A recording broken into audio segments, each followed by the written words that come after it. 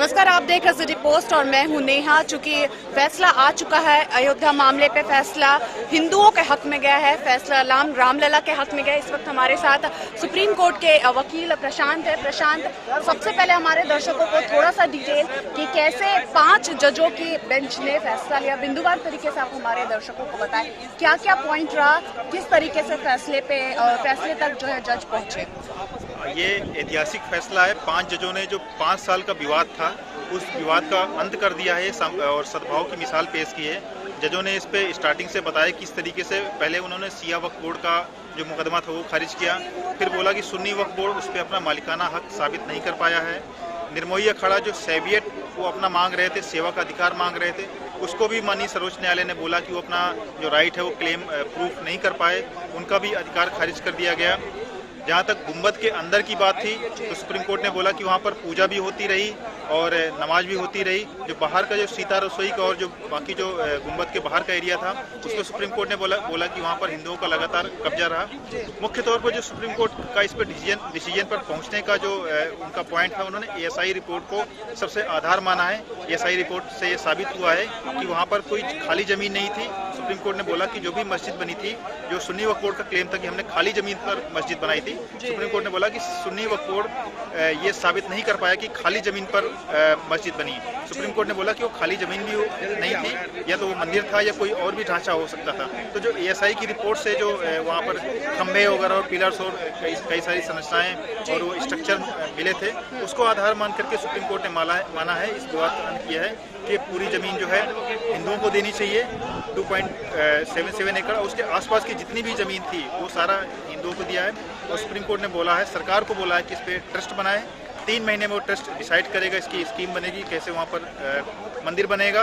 और सरकार को और यूपी सरकार को बोला है कि मुस्लिम पक्ष के लिए 5 एकड़ जमीन कहीं और किसी जगह पर, अयोध्या फैजाबाद में किसी और दूर जगह पर, उसको मुस्लिम पक्ष को सुन्नी वक्फ बोर्ड को दी जाए ताकि वहाँ पर वो मस्जिद बना सके। तो जो सुन्नी वक्फ बोर्ड को भी उनके भी दावे खारिज कर दिए गए। शुरुआती तौर में देखा गया निर्मोही जो अखाड़े का भी दावा जब खारिज कर दिया गया तो कहीं ना कहीं थोड़ा सा अशांति दिखा था लोगों में, लोग थोड़े से भयभीत हो गए थे कि अब फैसला किसके पक्ष में जाएगा। हाँ, शुरू से ही सुप्रीम कोर्ट का ये सुन्नी शिया वक्फ बोर्ड का भी उन्होंने खारिज कर दिया, सुन्नी का भी कर दिया, निर्माणी का भी कर दिया, लेकिन उन्होंने रामलला पे कुछ नहीं बोला था क्योंकि वो विवादित था। कोई भी ये पूरी तरह प्रूफ नहीं कर पाया कि अलग अलग समय पर अलग अलग कब्जा रहा। 1800 से लेकर के बीच में कुछ समय तक मुस्लिम पक्ष का कब्जा रहा, नमाज होती रही, फिर वहाँ पर पूजा भी हुई, फिर 1949 में वहाँ पर मूर्तियाँ भी रखी गई, तो कब्जा वो वहाँ पर बदलता रहा। तो कोई भी पक्ष पूरी तरीके से वहाँ पर प्रूफ नहीं कर पाया कि हमारा ये तो नमाज होती रही है या पूजा होती रही।